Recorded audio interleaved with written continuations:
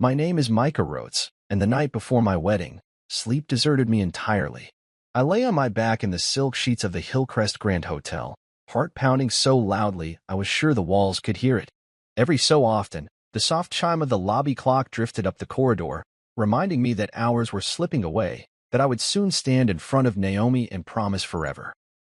I wanted nothing more than to be calm, but the swirl of excitement and nerves kept me rigid, limbs stiff as if braced against some invisible force. Then I heard it, muffled voices on the other side of the thin hotel wall. At first I thought I'd imagined it, a lullaby of wedding jitters, but the words sharpened, slicing through the hush like knives. Spill wine on his white suit, lose the rings, whatever it takes. He doesn't deserve her. I recognized those voices instantly, my groomsmen. The men I'd called brothers since childhood. They weren't whispers of encouragement, but venomous plotting. My pulse slammed in my throat, adrenaline flooding every vein. I sat up and pressed my ear to the wall, the cold plaster pressing against my cheek. "I've been working on her for months," said a familiar tone, Troy's voice. "My best man and oldest friend." He chuckled, a low, cruel sound. "She dated me first, remember? Before he swooped in." My hands went numb. The world seems to tilt when someone you trust betrays you, and mine tipped sideways in that moment. Rage and disbelief collided, scorching through me, but I didn't charge through the door. Instead, I reached for my phone on the nightstand and remembered how to breathe. With trembling fingers, I hit record. The red dot blinked accusingly at me, but I couldn't stop. Their laughter grew louder, triumphant. "Make it look accidental," Carlos said. "Trip him under the arch." Each plan they described felt like a blow. And Troy's fake rings, his backup plan to humiliate me at the altar, was the cruelest twist. I could almost see the glint of his suitcase full of counterfeit jewelry, ready to swap ours at the last second. My chest tightened. My knuckles whitened around the phone. A low, cold fury settled in my bones. They thought they could hijack my wedding day, steal Naomi from me.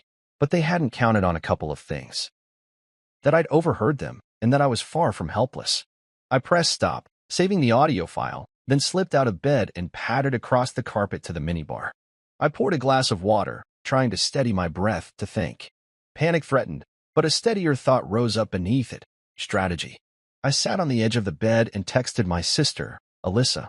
"Emergency. First flight out. I need you." I watched the message send, then dialed Reed, my wedding planner, whose calm voice had guided this day from the beginning. "Meet me at 6 a.m. Bring coffee." No questions. His hesitant, but resigned, agreement crackled through the phone. I hung up, took a deep breath, and sank back against the headboard. My wedding night had become the battlefield for a war I never asked for. When dawn arrived, I met Reed in the hotel's coffee shop, trading bleary-eyed nods for steaming mugs. I hit play on the recording. His jaw dropped, eyes widening beneath his tailored cap. "These guys are dirtbags," he said. "What do you want to do?" I told him I needed a new team, men I could trust, quietly ushered in without any drama. He leaned forward, voice low. "I'm in. We'll handle everything." By mid-morning, Alyssa arrived, pulling her suitcase behind her, her husband Logan at her side. My cousin Tyrese and Gabe, my college roommate, emerged from the taxi, suits in hand, expressions a mix of confusion and solidarity. Naomi's brother Jordan, who had always been sidelined by Troy's clique, slipped in quietly behind them. I looked at each face, relief flooding me. These were men of integrity, men who had my back. My original groomsman had no idea the switch was coming. Reed orchestrated the decoy brilliantly. He sent my old team to a groom's day spa across town, lured by promises of mimosas and massages. They arrived grinning, thinking the day was a gift. Instead, I briefed Reed and my new squad in a discreet corner of the hotel: DJ, photographer, officiant, all in on the plan. Alyssa printed updated programs. Jordan texted Naomi vague reassurances about minor adjustments. She trusted me implicitly. She never asked what they were. As the sun dipped and the ceremony hour approached, the traders were still luxuriating in steam rooms. Meanwhile, Reed guided my real groomsmen into the Juniper suite to don crisp black suits. My heart thrummed a fierce rhythm. The original five would emerge in mustard yellow tuxedos, a savage joke I'd authorized after hearing their bravado. "You wanted attention," I'd written on the note I slipped into their jacket pockets. "Here it is." At precisely 5 p.m., I stepped into the grand ballroom, flanked by 5 men who had pledged loyalty to me, their faces steady and confident. Naomi appeared at the end of the aisle, radiant. Her eyes locked on mine, and for a moment, all the chaos fell away. Then, behind the final pew, the champagne-colored doors burst open. My traders shuffled forward, faces pale, tuxedos garish. One slipped on the marble, sprawling in a comedic heap. Hotel security guided them back with polite firmness as gasps and whispers rippled through the guests. I didn't flinch. I met Naomi's gaze and allowed a small, triumphant smile. My wedding day had been threatened, but I refused to let others dictate my happiness. I folded my hands before me, the weight of the moment pressing into my chest. Whatever came next, I was ready. The wall that had almost ruined everything had instead pushed me to build a new foundation, one stronger than deceit, one built on truth and real loyalty. And as I watched Naomi's breath catch in her throat, I knew I was exactly where I belonged. The moment the first light of dawn crept through the drapes, I was wide awake, adrenaline still buzzing in my veins. My fingers hovered over my phone, thumb poised above Alyssa's contact name, then slid across the screen to confirm her location. She'd landed less than an hour ago, my unexpected cavalry touching down in Seattle and racing toward me. I could almost see her, her dark curls pulled back into a no-nonsense ponytail, eyes bright with determination. I rose from the edge of the bed, stripped off the confining tuxedo jacket I'd slept in, and pulled on sweatpants and a hoodie. Today, sleep was a luxury I couldn't afford. By 6 a.m., Reed was waiting in the hotel lobby, clutching 2 paper cups of espresso so hot they steamed in the cool morning air. He'd turned up looking like a veteran field commander, suit neatly pressed and tie loosened just enough to suggest sympathy rather than judgment. We found a quiet corner beside the stone fireplace, and I handed him the phone. "Listen," I said, throat tight. The audio crackled to life. Troy's laughter echoed through the speakers, alongside the calculated whispers of Carlos and Jamal. Every malicious suggestion dripped with contempt, each scheme more personal than the last. Reed's jaw clenched. I imagined him picturing the faces of the men he believed were my friends. "This is war," he said simply. I took a deep breath and let the hum of the lobby swirl around me until it felt distant. "I need a new strategy, fast. We already have a skeleton crew. Alyssa's on her way with backup, and Jordan can help. But I need you to flip the script completely. No more closets full of mustard tuxedos. We need precision." Reed nodded, pulling out his tablet. He tapped a few commands, and we reviewed a list of potential replacements. My cousin Tyrese, Gabe from college, Logan, even a couple of trusted colleagues from the firm who knew their way around a ceremony without stirring trouble. "We'll need to be seamless," Reed said. "Nothing should tip them off until it's too late." A buzz of excitement chased the last traces of fear from my chest. I texted Alyssa, "Meet us at the grand ballroom door in 15. With that, I marched upstairs to my suite to pack a small bag. 2 spare ties, cufflinks, an extra pair of shoes. Anything that could be needed at a moment's notice. I snagged my phone and wallet, then paused at the door, hand on the knob. I glanced back at the bed, at the half-finished glass of water, at the silent recorder sleeping on the nightstand. It held the proof of betrayal, and it would be my weapon. When I returned to the lobby, Alyssa was already there, flanked by Logan and Tyrese. Gabe joined us moments later, adjusting his crisp white shirt and matching black trousers. Naomi's brother Jordan materialized in a quiet corner, checking his watch and nodding to me. We formed an unlikely, but powerful, circle of solidarity. I handed each man a copy of the updated order of ceremony and a quick rundown of their roles. "No questions," I said, and they understood. This wasn't about etiquette, it was about trust. Reed led the transition like a seasoned general. He walked us through the service entrance, one by one, leading the new groomsmen through a side corridor to the changing suite. I lingered at the threshold, watching as each man slipped into his designated suit, perfect fits, sleek lapels, tie knots immaculate. Their faces were sharp with resolve, eyes bright with purpose. My heart pulsed with gratitude. These were the men I could count on. Meanwhile, Reed and Jordan coordinated with the vendor team. The DJ received a private text. "Swap the playlists. Push the insulting track, scheduled by the traders, far down the queue so it never surfaced." The photographer was discreetly briefed. "Capture every moment, but keep the camera work focused on the real party, not the imposters." The florist confirmed that the boutonnieres matched the real groomsmen's suit colors, ensuring no one would suspect the swap until it was too late. Every piece clicked into place. At noon, I stole a quick moment outside on the hotel terrace, the city awakening all around me. I looked out over the manicured gardens, the fountain's gentle hiss a calming counterpoint to the storm in my mind. I closed my eyes and thought of Naomi, her radiant smile, the way her eyes crinkled when she laughed, how her presence felt like home. For her, I would risk everything. I would dismantle this betrayal brick by brick if I had to. My heart swelled at the thought that she trusted me, unaware of the sabotage that had been planned behind my back. She deserved a perfect day, and by dawn, I was resolved to give it to her. Back inside, I rejoined Reed and the team. He gave me a curt nod, the universal signal that operations were green. We filed through a service corridor, stepping gingerly past the unsuspecting traders on their spa retreat. They lounged in plush robes, sipping mimosas, entirely ignorant that their confessions had triggered their own undoing. I felt a surge of satisfaction at the sight of them reclining in blissful naivete, but I didn't linger. My focus was on the ceremony ahead. By 2 p.m., everything was in motion. I retreated to my suite for a final moment of solitude, slipping into my wedding attire, tailored suit jacket, crisply pressed shirt, tie knot perfected, and fastening my cufflinks. As I straightened my collar in the mirror, I studied my reflection. The face staring back at me was calm, determined. Betrayal had threatened to shatter this day, but I refused to let it. I retrieved my phone, tapped open the recorded audio, and backed it up to the cloud. Proof was safety. Evidence was power. I descended the staircase toward the grand ballroom entrance, each step echoing in the hushed corridor. My new army of groomsmen fell into step beside me. Reed hovered just behind, ready to orchestrate the moment of reveal. I took a breath, chest expanding and steady. When the brass doors swung open, I would walk through not as a victim of deceit, but as a victor in my own story.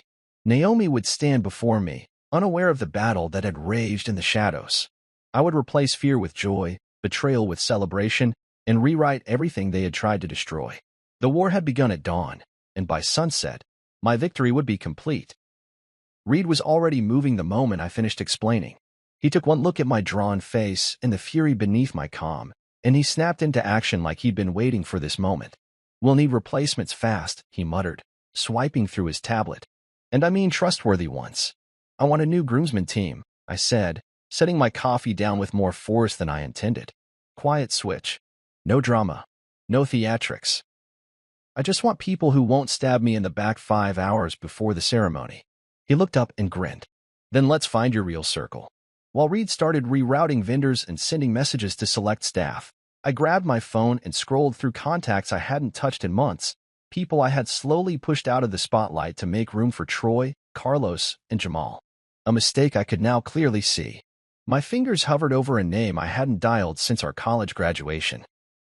Gabe Anderson, the guy who once offered me half his scholarship money when my mom got sick and I almost dropped out. I hit call. He picked up after 2 rings. "Micah, yo, getting married tomorrow, aren't you?" "Today," I corrected him. "Oh shoot. Right. Big day. You nervous, or?" "I need your help." There was a pause, and in that beat, I heard his loyalty anchor itself in place. "What's going on? Are you in the city?" I asked. "Still staying in Kensington?" "I am." "Why?" "I'm being sabotaged. I need backup. Can you suit up?" Another pause, then a soft chuckle. "Send me a pin. I'll be there in an hour." One down. Next, I called Tyrese, my cousin. We'd grown up playing backyard football and eating barbecue off paper plates every 4th of July, but he'd been pushed to the background ever since I got engaged. Troy said he was too loud and didn't fit the wedding vibe. That should have been my first warning. "Ty," I said when he picked up, "I need you." Groomsman slot just opened. He didn't even hesitate. "Send the address. I'll bring the good cologne." Logan, Alyssa's husband, was already inbound with her on the flight. I texted her, "Logan's in. Tell him to bring the gray tux I mailed him 3 weeks ago."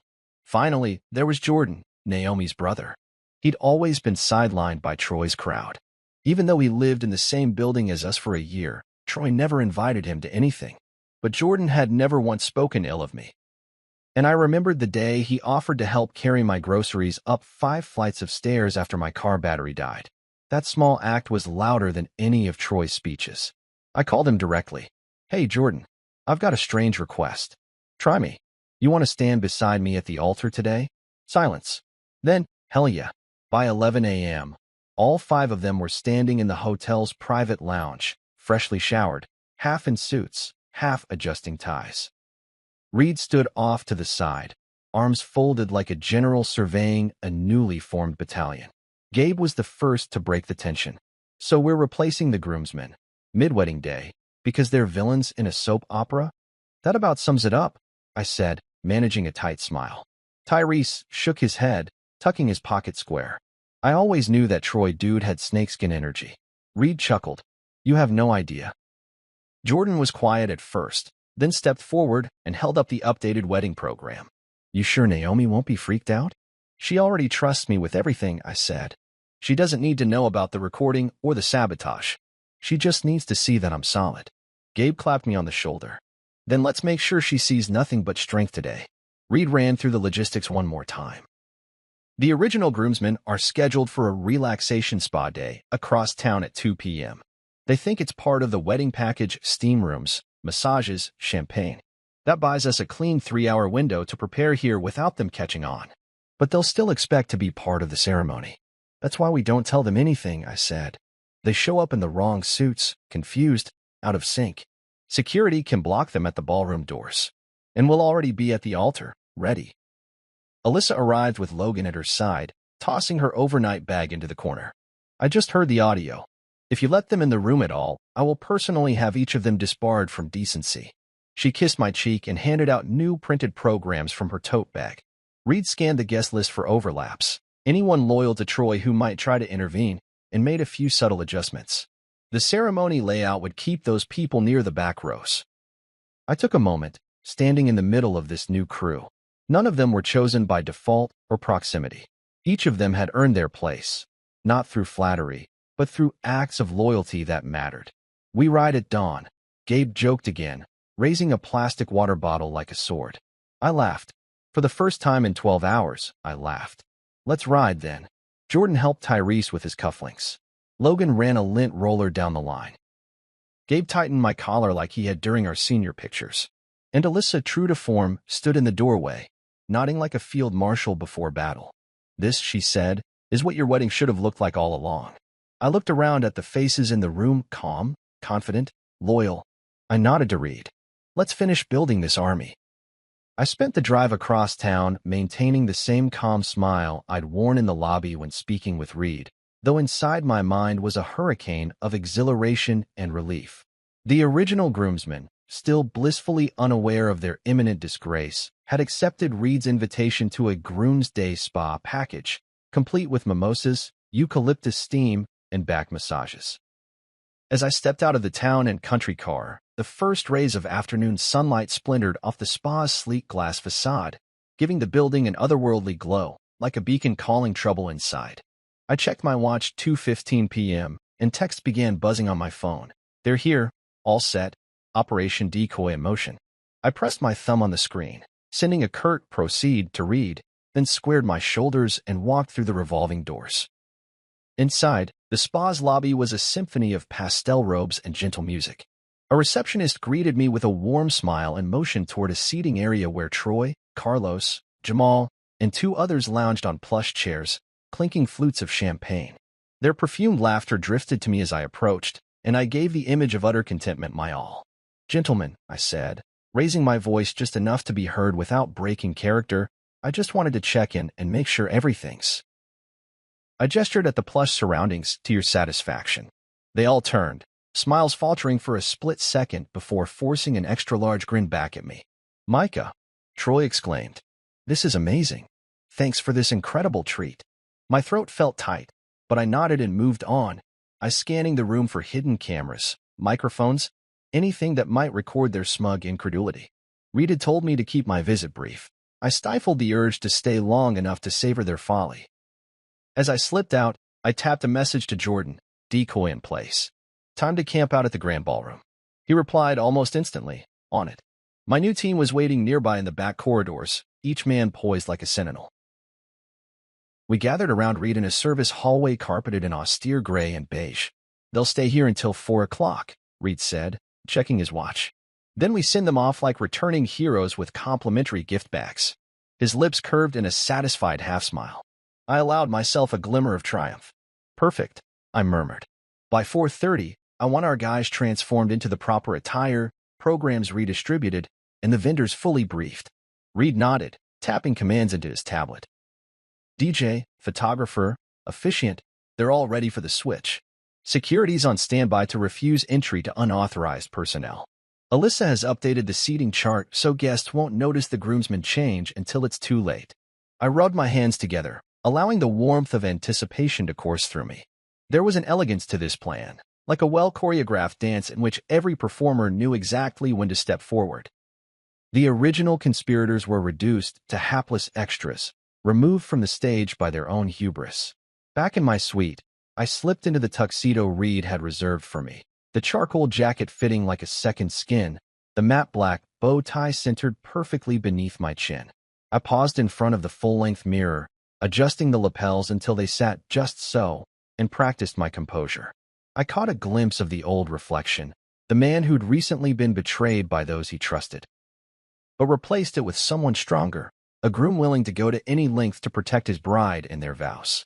I thought of Naomi, preparing upstairs, trusting me implicitly, oblivious to the war waged in her name. I clenched and unclenched my fists, steadying my breath. This day was mine to reclaim. At 3:30 p.m., I made my way to the Juniper suite where Reed was overseeing the transformation of my new groomsmen. Gabe was smoothing Tyrese's pocket square. Jordan and Logan were buttoning cuffs. Alyssa hovered, ready to disperse the finished programs. They all stood in sharply tailored black suits that contrasted perfectly with the mustard disaster awaiting the traders across town. I approached them, placing a hand on Gabe's broad shoulder. "You guys look incredible," I said, voice warm. "Thank you for doing this." Gabe caught my eye and nodded firmly. "Always got your back," he replied. A surge of gratitude filled me. These were the men I'd chosen because they'd always been there, often without me even noticing. Now they stood proudly beside me, guardians of the day I'd built for Naomi. With 20 minutes to go, we finalized the vendor checks. Reed sent a succinct text to the DJ, "Play track 1 for Processional. Bury track 12 in next week's archive." The DJ acknowledged with a thumbs-up emoji. The photographer confirmed he'd focus on the right men, not the imposters, when they tried to approach the altar. The officiant rehearsed the timing of the procession one last time. Then Reed clicked his tongue and said, "Let's move." We filed down the back corridor, hearts hammering, excitement palpable. At the corridor's end, hotel security officers stared respectfully at our procession, prepared to deny entry to anyone not on the authorized list. Reed gave the lead officer a subtle nod. The man acknowledged with a crisp salute. We rounded the corner and paused behind the heavy double doors of the grand ballroom. I could hear the low murmurs of anticipation rising inside as guests settled into their seats.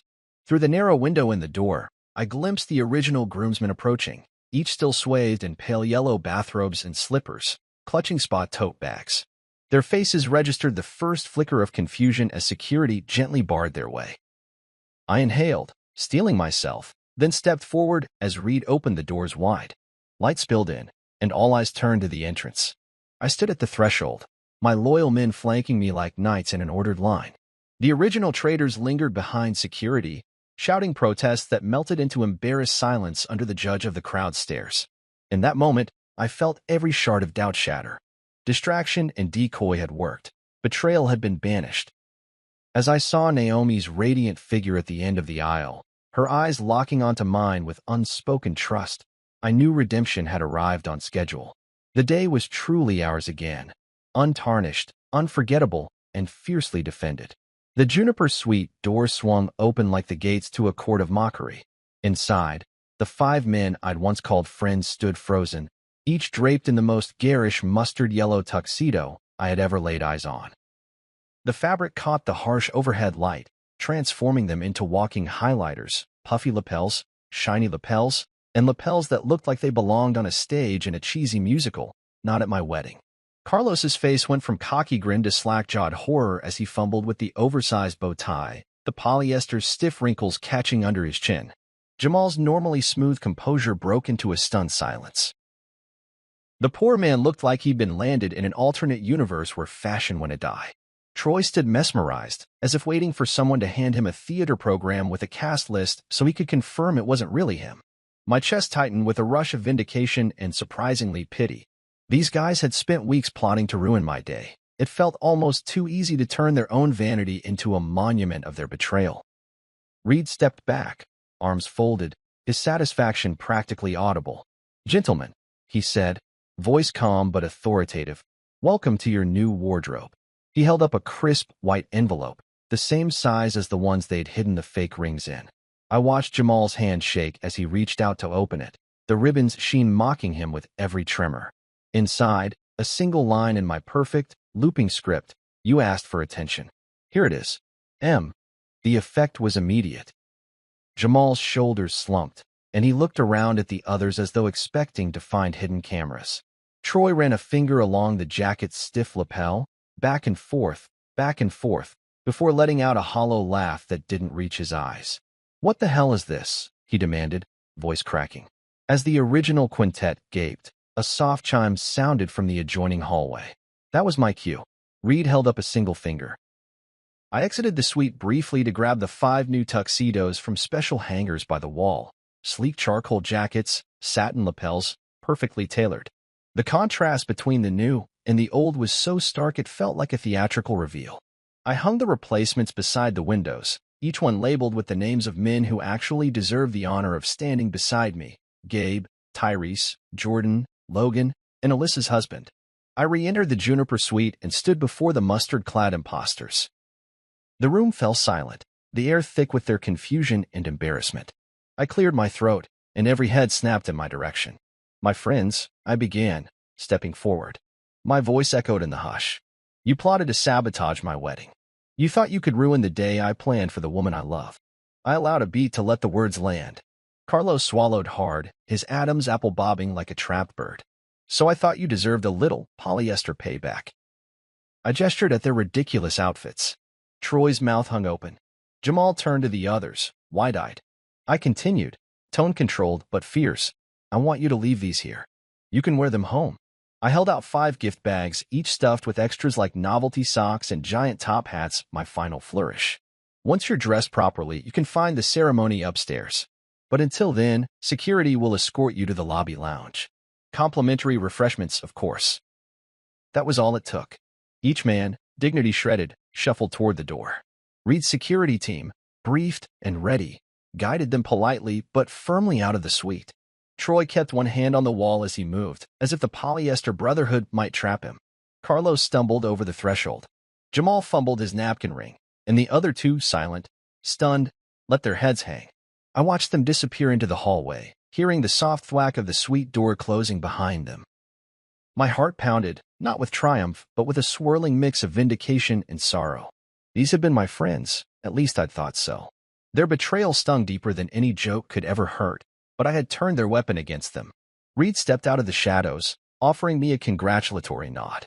"Scene executed perfectly, sir," he said, his voice a low praise. My shoulders sagged as adrenaline drained away. I realized how exhausted I was emotionally, mentally, physically. But there was no time to rest. The ceremony loomed.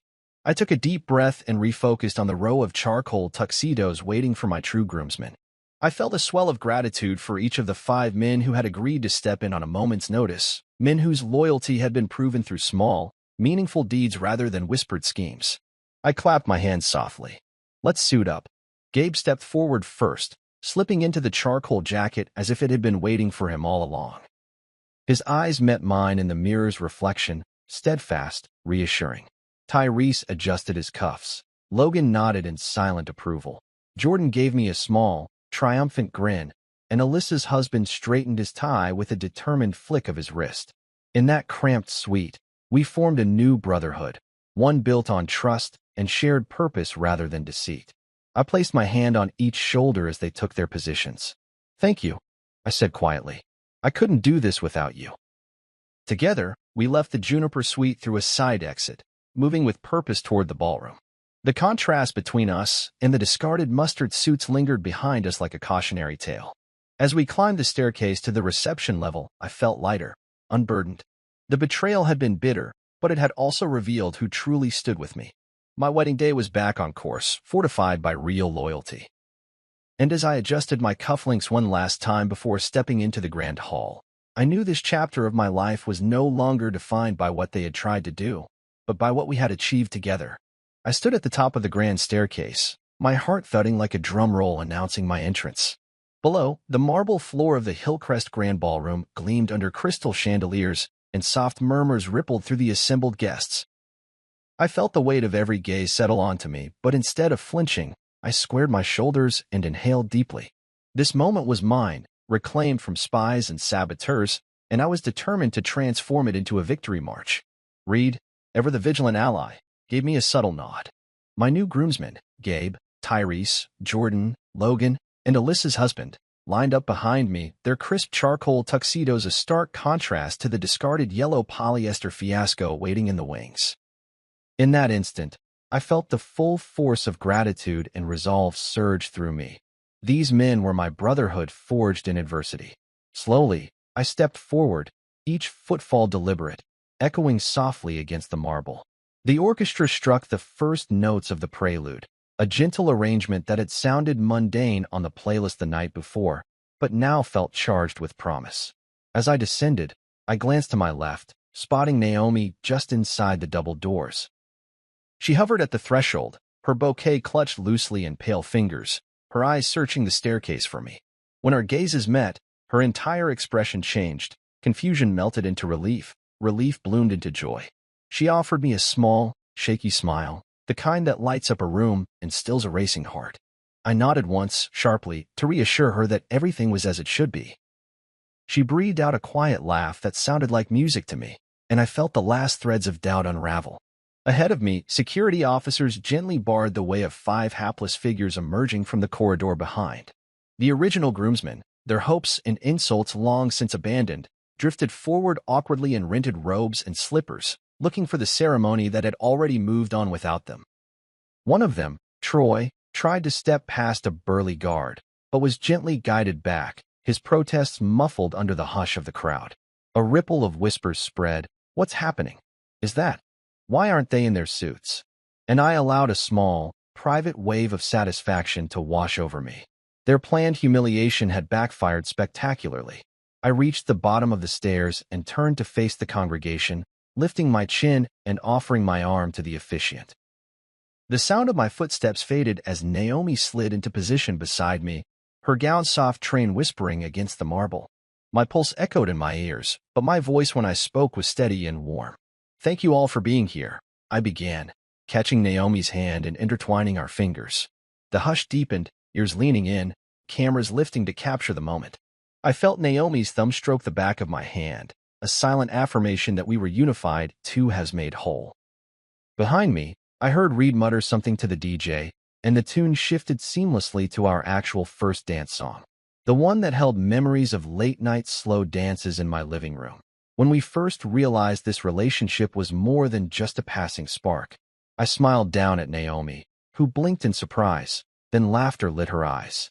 "They can't even steal our song," I murmured, voice low enough for only her to hear. She grinned and squeezed my hand, and in that moment, everything else fell away.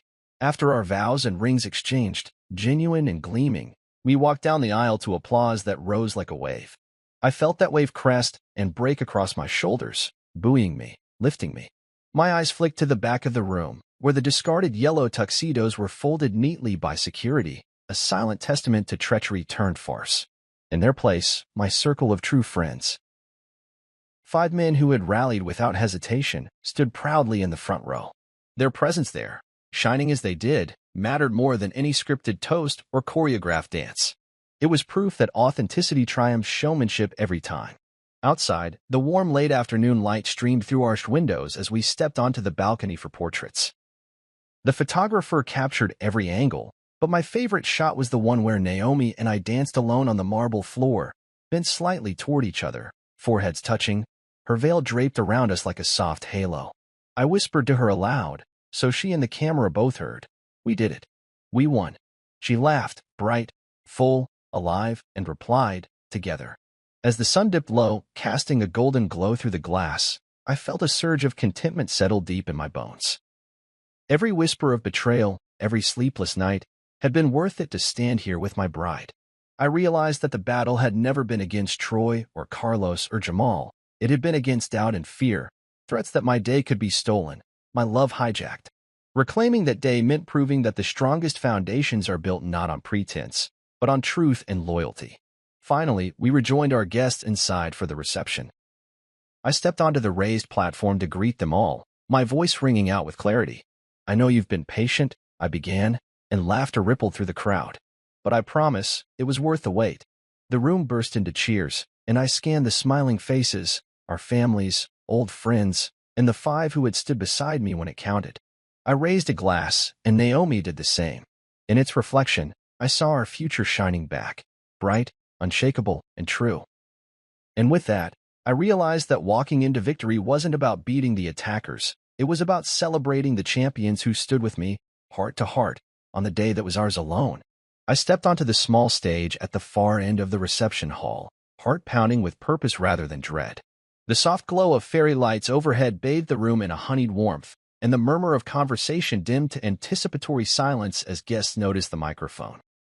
I felt Naomi's hand rest gently on my lower back as she stood beside me, her presence a steady anchor. Her eyes met mine, sparkling with a mixture of pride and curiosity. I inhaled slowly, savoring the moment before words began to form on my lips. "Thank you all for being here to celebrate with us," I began, my voice carrying clearly over the hushed crowd. Glasses lifted in salute.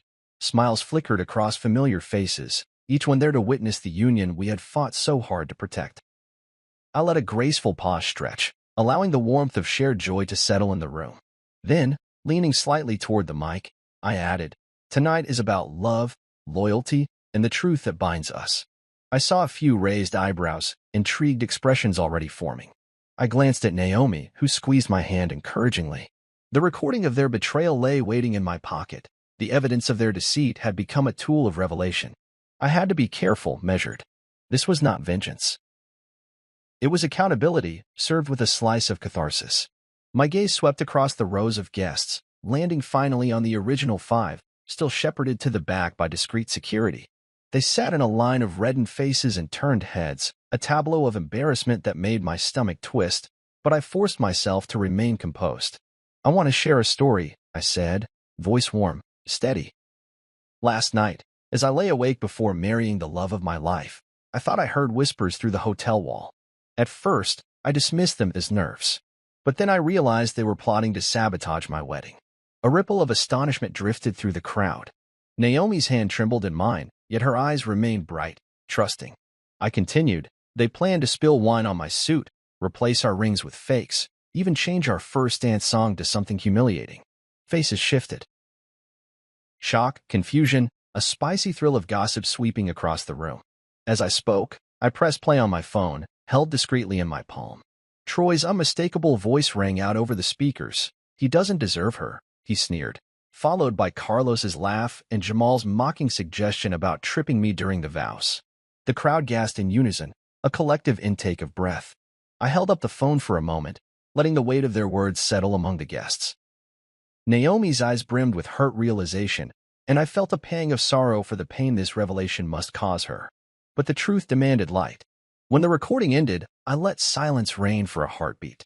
Then I nodded to Alyssa, who clicked her fingers and signaled the DJ. Before anyone could react, the first chords of our real first dance song, our song, began to thread through the hall. It was tender and intimate, a melody woven with our memories. The contrast was palpable. The bitter sting of betrayal giving way to the tender notes of our genuine love story. Naomi's breath hitched, her gaze flicking between me and the speakers, and a single tear glinted on her cheek. I set the phone aside and turned fully to her. My voice softened, imbued with absolute sincerity. "Naomi, you deserve the truth and nothing less. I love you for your honesty, your kindness, and the way you trust me without question. Tonight, I promise to always uphold that trust." My words held the weight of every sleepless hour, every whispered plot that tried to steal this day. I reached out and took her hand, raising it gently between us. The guests watched, rapt, some blinking back tears, others leaning forward as if to catch every syllable. She stepped closer, her voice trembling as she spoke. Micah, thank you for showing me what love really looks like, for protecting me, and for being the man I know you are. Her words were a balm to my soul, the sweetest reward for every tactic I had employed in this battle of hearts and wills. We stood together beneath the fairy lights, our hands entwined like a lifeline, while the room exhaled in collective relief and triumph. Around us, glasses clinked in tentative celebration, then faster as relief turned to joyous applause. The DJ faded the music into a gentle interlude, and I turned back to the microphone. Let this be a reminder, I said, voice ringing with conviction, that real love is built on truth and defended with loyalty. Tonight, we celebrate not just a wedding, but the unbreakable bond we share. The hall erupted into cheers and applause as I set the mic aside. Naomi leaned into me, her head resting on my shoulder, and I wrapped an arm around her waist, savoring the warmth of her presence. Downstairs, friends and family began to approach, many offering whispered words of admiration for the way I handled the revelation. Reed gave me a congratulatory nod from across the room, his eyes dancing with pride. Even some of the staff who had witnessed the whole affair hugged me with hushed praise. The original 5 sat apart, silent and chastened, but that was their burden. Around me swirled the laughter, the dance, the clinking glasses, all evidence that love, when protected, could withstand any assault. As the evening unfolded, and the first dance became the first of many, I realized that the toast that changed everything had transcended mere ceremony. It had been an act of courage, a demonstration of fidelity not just to one person, but to the principle that truth must triumph over deceit. And in that moment, with Naomi smiling up at me and the room bathed in joy, I understood that this chapter of our lives would be remembered not for the betrayal, but for the strength we found together. Because sometimes, a single toast can rewrite history, and ours had only just begun. As I stepped away from the mic, the stunned hush of the crowd rippled into murmurs. Troy rose from the back row, his face flushed red, as if he'd swallowed a mouthful of embarrassment. He opened his mouth to speak, but Alyssa's voice rang out from her seat like a clarion call. By all means, Troy, please explain yourself. The room stiffened, anticipation coiling through every onlooker. I could practically taste the tension, acrid and electrifying. My pulse thrummed in my ears, but I let a casual smile play on my lips, as if I'd all along expected this moment of reckoning. Troy's shoulders twisted as he stood, searching me for a sign of mercy. It's out of context, he stammered, attempting to reach for excuses that had no purchase. He glanced at Carlos and Jamal, who exchanged guilty looks that spoke volumes louder than any words. I lifted a hand, signaling the DJ. With a knowing nod, the DJ cued the next track on my phone's playlist, track 12. The opening chords of Gold Digger thundered through the speakers, its brassy riff a mocking echo of the crass intentions they'd once unveiled behind closed doors. Heads turned, jaws dropped, some guests suspended mid-cheers, eyes widening in collective realization. Carlos sprang up, voice high-pitched. That's not fair. He protested, but his words dissolved in the pulsing beat, unheard against the dizzying irony. The guests began to laugh, soft at first, then louder, rolling through the hall like a wave. Cameras clicked feverishly, capturing every moment of the crasher's undoing. I felt Naomi press closer, her warmth a comforting reminder that this was our triumph, not a spectacle. She touched my arm, lips trembling. Micah, she whispered, voice thick with emotion. I squeezed her hand, grounding myself. It's okay, I murmured. They're only getting what they asked for. From the back, Jamal made a half-hearted dash forward, but a hotel security officer intercepted him gently, placing a firm hand on his shoulder. Sir, please return to your seat, the officer said, voice polite but unyielding. Jamal froze, his defiance waning under the authority of protocol. Troy's protest petered out as he realized there was no ally in authority to bend the rules for him. A ripple of applause chased the security team's quiet efficiency, as if the room collectively celebrated the restoration of order. I set my gaze on the crumbling figures of my former friends, men I had trusted, who had conspired to rob my bride of dignity. My chest tightened with a mix of righteous anger and sorrow. The laughter around me felt triumphant, but hollow for them. This wasn't cruelty, it was accountability. They had willingly stepped into the role of antagonists, and now they were cast out of the story they had tried to hijack. Needing a softer moment to balance the boil of emotions, I turned and faced Naomi again. "Will you dance?" I asked, nodding toward the DJ. His fingers found the next track, our true first dance song. The opening notes swelled, rich and familiar. Naomi's eyes glimmered with tears as she nodded. Together, we walked to the center of the dance floor, hands clasped, hearts synchronized. The guests fell silent, parting around us like a journal's blank pages waiting to be filled with new memories. As we swayed to the music, I felt the weight of the day lift from my shoulders, evaporating in the warmth of her gaze. I whispered in her ear, "No one else deserves this dance but you." Her head tipped back in a gentle laugh that melted away the last of my tension. In that moment, the world narrowed to just the two of us, our whispered promises, the subtle press of her hand in mine, the steady rhythm of her heartbeat matching mine. Behind us, the Crashers sat in stunned disgrace, their mustard tuxedos abandoned like fallen statues at the edge of a battlefield. A few guests rose, offering quiet applause and solidarity, as if to say, "We see you. We stand with you." The DJ faded the music into a softer interlude, allowing the audience to breathe with us. I dipped Naomi low, savoring the closeness, the soft rustle of her gown, the whispered gasp as she caught her balance. She laughed again, a clear bell of joy, and I knew this dance was more than tradition. It was the triumphant rebuttal to betrayal. As the last notes faded, I led her off the dance floor and back toward the gathering circle. The room's atmosphere had transformed. What began as tension had blossomed into a unified celebration. Guests carried glasses of champagne and sparkling cider, their faces alight with admiration. I raised my voice just enough to be heard over the renewed buzz.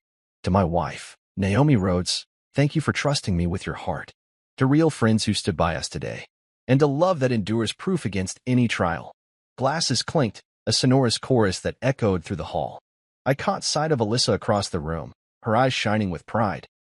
She mouthed, "Well done," and I returned her smile with a grateful nod. The guests moved in closer, eager to embrace us, showering congratulations and warm words. Naomi leaned into me, resting her head on my shoulder. I wrapped an arm around her waist, feeling the steady warmth of her body. Later, as the Crashers were quietly escorted out by hotel management, I overheard Troy murmur an apology, half-hearted, perhaps, but an acknowledgement nonetheless. The loss of their place at my wedding would sting, but it was a consequence of their own choices. Meanwhile, my real friends, the ones who had stood by me in secret session and public spotlight, filled the roles that truly mattered. As the evening stretched into night, and laughter mingled with music, I sat beside Naomi at our sweetheart table. We shared a slice of cake, feeding each other bites with playful grins. I leaned in and whispered, "We survived an actual wedding-worthy plot twist." She laughed, her eyes bright, and replied, "Plot twist indeed, and best we ever had." I clinked my fork against her spoon in agreement. In that moment, surrounded by genuine support and unshakable love, I realized the day's true victory wasn't exposing the saboteurs, it was reinforcing the bonds that mattered most. Because when you crash the Crashers and still end up dancing hand in hand with the one you love, you know you've already won. And for the rest of our lives, that memory. The night we reclaimed our wedding would shine as a testament to our unwavering trust and a toast to love's ultimate triumph. The next morning, my phone exploded with notifications before I'd even opened my eyes. I blinked against the glare of the screen and saw a flood of messages. "Did you see? OMG, that clip. Hashtag Muster Groomsman is trending." My heart skipped, half in dread and half in exhilaration. I rolled out of bed and scrolled through the headlines. Wedding blogs hailing the best viral clapback ever, local news segments replaying the moment those men in polyester disasters tried to crash the ceremony, and social media posts celebrating Micah's masterstroke. I could still hear the DJ's last-minute decision to drop "Gold Digger" and the roar of laughter that followed. What began as a personal vendetta had become a global phenomenon overnight. I sat up and poured coffee, savoring the warmth as I navigated endless feeds. On TikTok, a clip of Troy's face, eyes wide, jaw slack, had amassed millions of views. Twitter users remixed the scene into memes, mustard tuxes photoshopped onto movie villains, gifs of fake rings spinning like boomerangs back at the schemers. One post labeled our wedding the most entertaining event of 2025. I laughed aloud when I saw a side-by-side image of Carlos's horrified expression and a Michelin-starred chef's critique of mustard-based dishes. The collective creativity was astonishing, And even in their humiliation, those men had unwittingly provided boundless entertainment. By mid-morning, my sister Alyssa called. "You're not going to believe this," she said, voice crackling with amusement. "I framed one of the mustard jackets in my office already. There's a little plaque that reads, 'Proof that betrayal can be stylishly punished.' I'm thinking of adding another line. Ask Micah how to groom-proof your wedding." I pictured the bright yellow suit behind glass, its puffy lapels forever immortalized. "Only you," I replied, shaking my head with a grin. "Only me." Later that afternoon, Reed pinged me. "Local news wants an interview. They want to hear your side." I hesitated, picturing my calm, measured toast echoing across living rooms. But Reed was right. It was best to frame the narrative myself. "Set it up," I texted back. An hour later, I was seated opposite a poised reporter in a studio bathed in soft lighting. I told the story succinctly, how I'd unexpectedly overheard sabotage plans, how I'd recorded the plot, and how I'd orchestrated the switch to protect my bride. The reporter laughed when I described the spa decoy and the mustard suits, then leaned in and asked, "What was the moment you knew you'd won?" I smiled and said, "When Naomi walked down the aisle and laughed at their costumes." That told me love and loyalty are always more powerful than betrayal. By evening, the clip of the interview had been shared across news sites and reposted thousands of times. I returned home to find a package on my doorstep. It was a framed photo of Troy's shocked expression, sent anonymously by a friend. Beneath the glass was etched, "Plot twist." I carried it inside, setting it on the mantel alongside Alyssa's framed tuxedo. It felt strange to memorialize this moment of humiliation, but the image had become a symbol of resilience and justice. That night, after a quiet dinner with Naomi, we slipped into comfortable clothes and settled onto the couch. She leaned against me, scrolling through the memes I'd sent her earlier. "This is ridiculous," she said, giggling at a Photoshop of Carlos's face on a mustard potato. I wrapped an arm around her shoulders. "Ridiculous, yes. But it reminds me that even when people try to hurt us, we can turn their schemes into stories of triumph." She nodded, resting her head against me. "And now we have the best wedding blooper reel ever." As we turned off the lights, I reflected on how quickly life could pivot from betrayal in a hotel corridor to global internet fame. The mustard fiasco had become a defining chapter, one that friends, family, and strangers would talk about for years. But more than the laughs or the trending hashtags, I felt pride in the way we handled it, with humor, with truth, and with an unwavering commitment to one another. And as sleep finally claimed me, I dreamed of future anniversaries where we'd remind each other of that wild day, of how love could withstand impurity, and how sometimes the best revenge is a joyful celebration shared with those who truly matter. 2 years have passed since that day of mustard tuxedos and viral laughter, and yet every anniversary we celebrate brings a fresh wave of the same thrill. Tonight, Naomi and I stand on the terrace of our home overlooking the city skyline, the lights shimmering like stars borrowed from another universe. She's in a flowing sapphire dress that sparkles in the gentle breeze. I'm in a simple dark suit. No theatrics this time, just the confidence that comes from knowing we've weathered storms together. I slip my arm around her waist, feeling the familiar warmth that anchors me. "Can you believe how far we've come?" I whisper. She leans into me, tilting her head so her hair brushes my cheek. "I remember every moment," she replies softly. Our friends joke that the mustard tuxedo photo should be enshrined in the Smithsonian. They tease that no wedding planning service can compete with Reed's sabotage switch package. But more than the jokes, what matters is how those years of betrayal taught us to build stronger foundations. We learned that true partnership means watching each other's backs, even when no one else is watching. When Troy contacted us recently, muffled apology in hand, I realized he'd been paying for his own therapy sessions to understand his actions. I sent him back a simple note. "Thanks for teaching me how to choose better friends." Later that evening, we host a small gathering on our lawn. Gabe grilling steaks, Tyrese manning the outdoor bar, Jordan arranging flowers in glass vases, and Alyssa setting out framed prints of our wedding highlights. Reed arrives last, carrying a bottle of champagne. He raises it in salute, then hands it to me. To the couple who turned sabotage into celebration, he toasts. Glasses clink, laughter rises into the night air, and I look around at the faces, each one a testament to loyalty and grace. As the group drifts into conversation, I slip away with Naomi toward the garden path lined with lanterns. We walk in comfortable silence, letting the glowing bulbs guide our steps. I pause under a willow tree whose branches sway like old friends greeting us. Reaching into my pocket, I pull out a small, unmarked envelope. Naomi's brow arches in curiosity. I hand it to her, and she opens it to find two simple wedding bands of polished silver. No frills, no games, just the real rings we exchanged all those years ago. I thought you lost them, she says quietly, eyes shimmering. I smile and kneel before her on the soft grass. I never lost my love for you, I reply, slipping the ring onto her finger once more. When I rise, she pulls me close, her arms a safe harbor. Fireflies drift around us, their tiny lights echoing the magic of that first dance. We kiss under the willow's gentle canopy, the city's hum at our backs. In that moment, I know the twist that saved everything wasn't the prank or the viral fame. It was choosing truth over deceit, loyalty over betrayal, and love over fear. And so, hand in hand, we step forward into our next chapter, ready for whatever plot twist life may bring, knowing that together, we'll always emerge stronger.